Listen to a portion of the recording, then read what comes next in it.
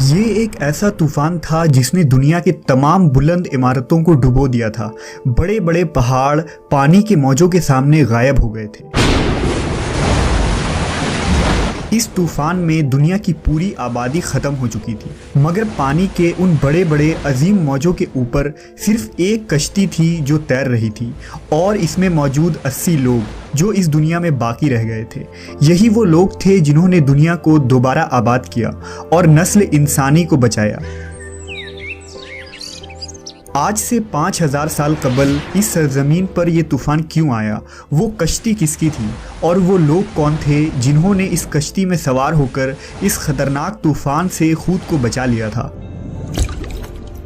اس video میں ہم آج سے ہزاروں سال قبل آنے والی اس عظیم طوفان کے بارے میں جانیں گے، جسے طوفان نوح کے نام سے یاد کیا جاتا ہے۔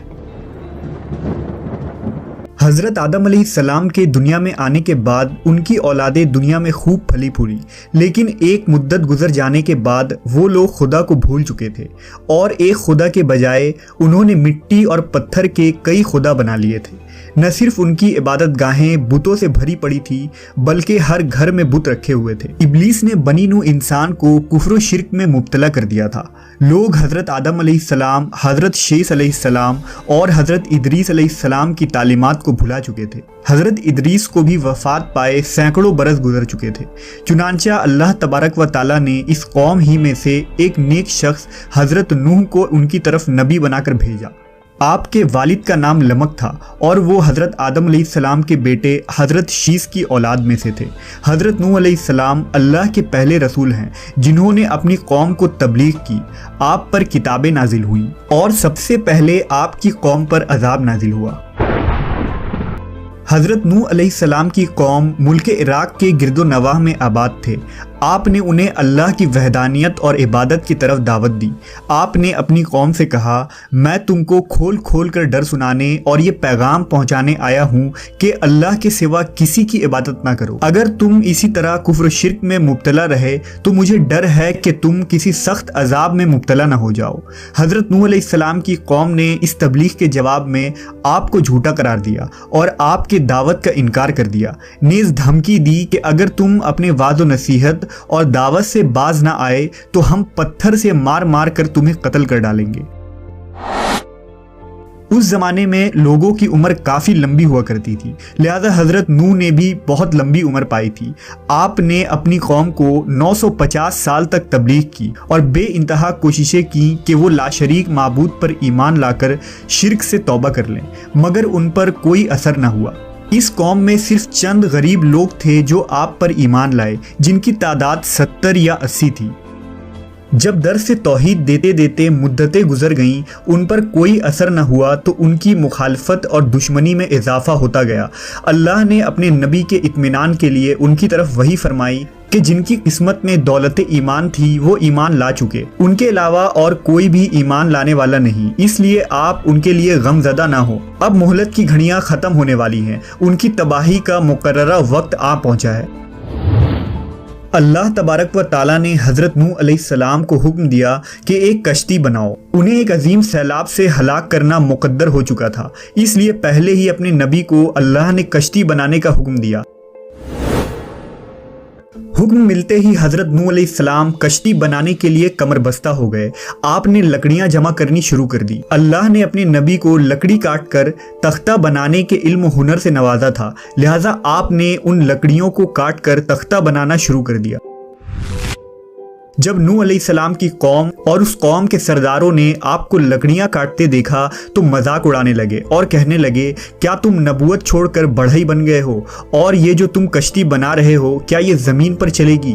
یہاں تو کوئی دریا اور سمندر نہیں۔ غرض طرح طرح سے آپ کا مذاق اڑایا جاتا، لیکن آپ نے صبر کیا۔ اس کے جواب میں صرف یہی فرماتے کہ اے نافرمانو، آج تو تم میرا مذاق اڑا رہے ہو، لیکن اللہ کا عذاب طوفانی شکل میں آئے گا تو پھر تمہیں حقیقت کا پتہ چلے گا، مگر افسوس اس وقت تمہاری کوئی معافی قبول نہیں ہوگی۔ جب عذاب الہی کا وقت قریب آیا تو اللہ نے حکم دیا کہ ہر قسم کے جانوروں کا ایک ایک جوڑا اس میں رکھ لو، اور جو لوگ ایمان لائے ہیں انہیں بھی سوار کر لو۔ حضرت نوح نے احکام خداوندی کے مطابق سب کو سوار کر لیا اور عبادت الہی میں مصروف ہو گئے۔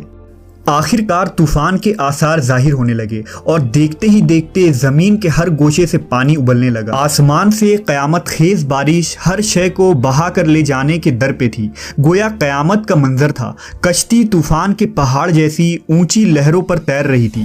حضرت نوح نے اپنے بیٹے کنعان کو دیکھا جو ایک اونچے مقام پر موجود تھا۔ انہوں نے کہا، اے میرے بیٹے، ہمارے ساتھ کشتی میں سوار ہو جا اور کافروں کے ساتھ نہ رہ۔ اس نے کہا، ابا میری فکر نہ کرو، میں ابھی سب سے اونچے پہاڑ پر چڑھ گیا ہوں اور پانی سے بچ جاؤں گا۔ حضرت نوح نے کہا، آج قہر الہی سے کوئی نہیں بچ سکتا۔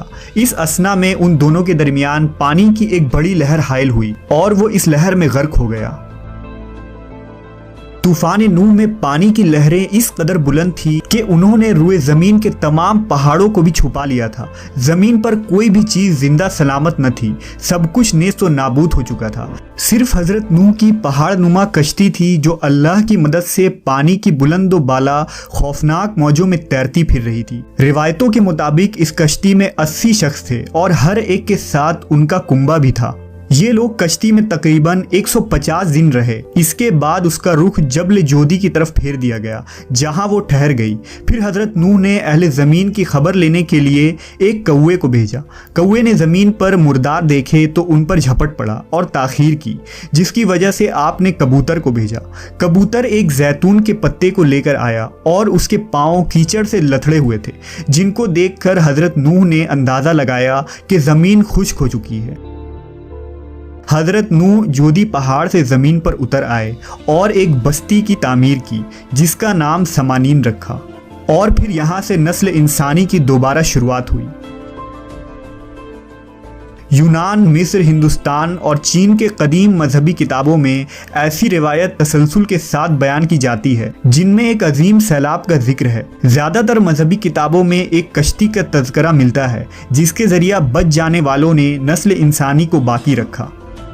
اے نوح، کشتی سے اترو، ہماری طرف سے سلامتی اور برکتوں کے ساتھ جو تم پر اور تمہارے ساتھ والوں پر رہیں گی، اور دوسری جماعت ہے کہ ہم انہیں دنیا میں فائدہ دیں گے، پھر انہیں ہماری طرف سے دردناک عذاب پہنچے گا۔ بے شک یہ دنیا طوفان ہے، شیطان بھٹکانے والا ہے، اور انبیاء کرام کشتی نوح ہے۔ جس نے ان کی پیروی چھوڑ دی وہ نوح علیہ السلام کے بیٹے کنعان کی طرح ہلاک ہوا، جبکہ اس طوفان سے محفوظ وہی رہے جو کشتی نوح میں سوار ہو گئے۔